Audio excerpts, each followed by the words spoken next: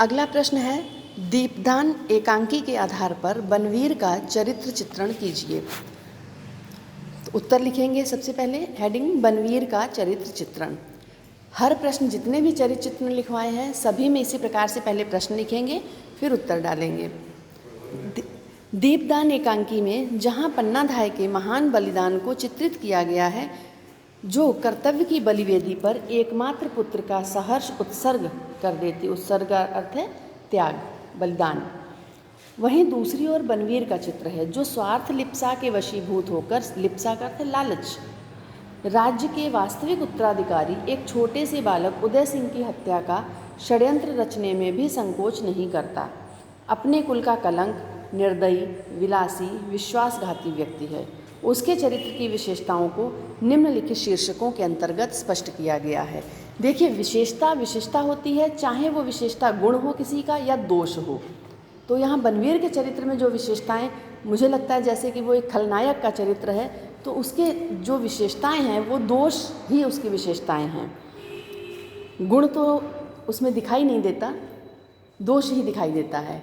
वहीं दूसरी तरफ जब हम देखते हैं पन्नाधाय का, तो जहाँ वो त्याग बलिदान की मूरत है, वो अपने बेटे तक को बलिदान कर देती है। वहीं बनवीर राज्य के लालच में अपने ही, भले वो दासी पुत्र था लेकिन था तो वो उसी वंश का रक्त, तो उसे अपने रास्ते से हटाने के लिए एक छोटे से बालक की हत्या कर देता है। तो सबसे पहली विशेषता क्या है? महत्वाकांक्षी। उसकी इच्छाएं बहुत ऊंची ऊंची थी। बनवीर चित्तौड़ के राजा राणा सांगा के भाई पृथ्वीराज का दासी पुत्र था। बनवीर चित्तौड़ के राजा महाराणा सांगा के भाई पृथ्वीराज का दासी पुत्र था। राणा सांगा की मृत्यु के पश्चात उसे राणा सांगा के पुत्र उदय सिंह का संरक्षक और राज्य का संचालक बनाया गया। जब राणा सांगा की मृत्यु हो गई तो कोई और वहाँ उत्तराधिकारी नहीं था, इसलिए संरक्षक के रूप में कि जब तक उदय सिंह राजा बनने योग्य नहीं हो जाते हैं, उनकी अवस्था नहीं हो जाती है, तब तक तुम राज्य का काम देखोगे और उदय सिंह की रक्षा भी करोगे। तो रक्षक ही भक्षक बन बैठा। परंतु बनवीर राज्य के वास्तविक उत्तराधिकारी उदय सिंह को मारकर स्वयं राज्य प्राप्त करना चाहता था। पन्नाधाय जब उसे उदय सिंह के प्राणों की भीख उससे क्या करती, पन्नाधाय रोती है कि बदले में तुम सारा राज्य ले लो, लेकिन उदय सिंह के प्राणों को छोड़ दो, बख्श दो। तो वो उसे दुत्कारता हुआ कहता है, दूर हट दासी, ये नाटक बहुत देख चुका हूँ। उदय सिंह की हत्या ही तो मेरे राज सिंहासन की सीढ़ी होगी। जब तक वह जीवित रहेगा तब तक सिंहासन मेरा नहीं होगा। तो क्या कहता है कि बस करो, ये नाटक बहुत देख चुका हूँ। उदय सिंह ही पहली सीढ़ी है जिस पर चढ़कर मैं, जिसकी हत्या के बाद ही मुझे ये सिंहासन मिलेगा। दूसरी विशेषता, क्रूर और हिंसक। बनवीर अत्यंत निर्दयी और हिंसक प्रवृत्ति का शासक था।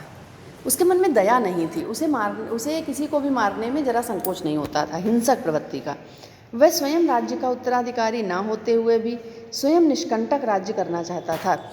अपने इस उद्देश्य की पूर्ति के लिए उसने अपने भाई विक्रमादित्य की निर्दयतापूर्वक हत्या कर दी थी।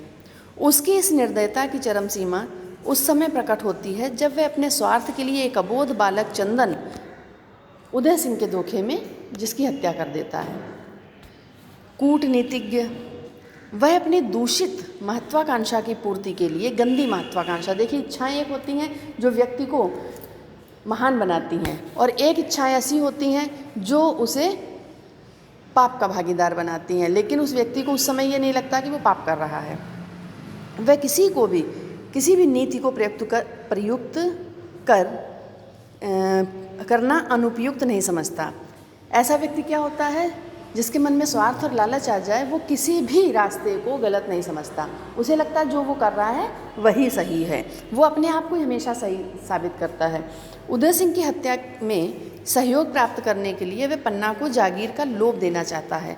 जब पन्ना उसका विरोध करती है तो उसे भयभीत करने का भी प्रयास करता है। नाच गाने की योजना बनाकर अपनी जनता का ध्यान दूसरी ओर आकर्षित कर दिया और साम दाम दंड भेद की नीतियों का प्रयोग करते हुए अपनी स्वार्थ सिद्धि का प्रयास किया। विलासी, एक और विशेषता जो इसके चरित्र की थी, बनवीर के विलासी शासक था। उसे नाच गाने का शौक था। दीपदान के उत्सव पर उसने रावल की पुत्री सोना को अपने पैरों में घुंघरू बांधकर नाचने के लिए प्रेरित किया। बनवीर के चरित्र की इस कमजोरी पर क्षुब्ध होकर ही पन्नाधाय शामली के सम्मुख कहती है, विलासी और अत्याचारी राजा कभी निष्कंटक राज्य नहीं कर सकता। ये जो इसमें गहरे काले रंग से लिखा हुआ है, आपको इसे काले पेन से लिखना है। हेडिंग जैसे लिखते हैं वैसे ही ये वाक्य लिखने हैं आपको, और उसी तरह से कॉमा में लिखने हैं। विश्वासघाती, बनवीर में मानवीयता का अभाव है, सर्वथा अभाव। उसके चरित्र में कहीं भी मानवीयता किसी भी एक पक्ष में देखने को नहीं मिलती, मानवीयता का अभाव है। उसका चरित्र अवगुणों की खान है। येन केन प्रकारेण जैसे भी संभव हो सके अपनी इच्छाओं की पूर्ति में ही विश्वास करता है। अपने स्वार्थ की पूर्ति के लिए वह अपने भाई की हत्या कर देता है। कौन से भाई? विक्रमादित्य। और षड्यंत्र कर क्या करता है? वो राज्य के उत्तराधिकारी की हत्या करके षड्यंत्र कर अपने कुल और राज्य के साथ भी विश्वासघात करता है। कुल के साथ करता है, राज्य के साथ, प्रजा के साथ भी। अगली विशेषता कायर। बनवीर एक कायर पुरुष है। सोए हुए अपने भाई की, क्योंकि अगर वो वीर होता तो युद्ध के लिए ललकारता, युद्ध करता, लड़ता, और उस लड़ने में अगर जिंदा रहता तो राज्य पाता, मरता तो शायद उसके नाम पर ये कायर शब्द ना लगता। लेकिन वो एक कायर पुरुष था। सोए हुए भाई की हत्या करना उसकी कायरता का प्रमाण है। उसकी कायरता का सबसे बड़ी कायरता तो भाई की हत्या, और उसके बाद सोए हुए भाई की। जबकि एक क्षत्रिय कभी भी सोए हुए या निहत्थे व्यक्ति पर कभी वार नहीं करता। उसकी कायरता का एक अन्य घृणास्पद प्रमाण उस समय सामने आता है जब उदय सिंह के धोखे में सोते हुए बालक चंदन की भी हत्या कर देता है। सोते हुए बालक पर वार करते हुए भी उसका हृदय नहीं धिक्कारता। अपनी कायरता को अपना पराक्रम बद समझते हुए वह चंदन को मार डालता है। अपनी कायरता को भी वो पराक्रम का नाम देता है, वीरता का नाम देता है। तो ऐसे व्यक्ति के चरित्र की जितने भी अवगुण यहाँ पर दर्शाए जाएं वो कम ही होंगे। ये प्रमुख बातें यहाँ बताई गई हैं जिन्हें आपको लिखना है और याद भी करना है। चरित्र चित्रण सारे आपको याद होने चाहिए, क्योंकि परीक्षा में एक अवश्य आता है। धन्यवाद।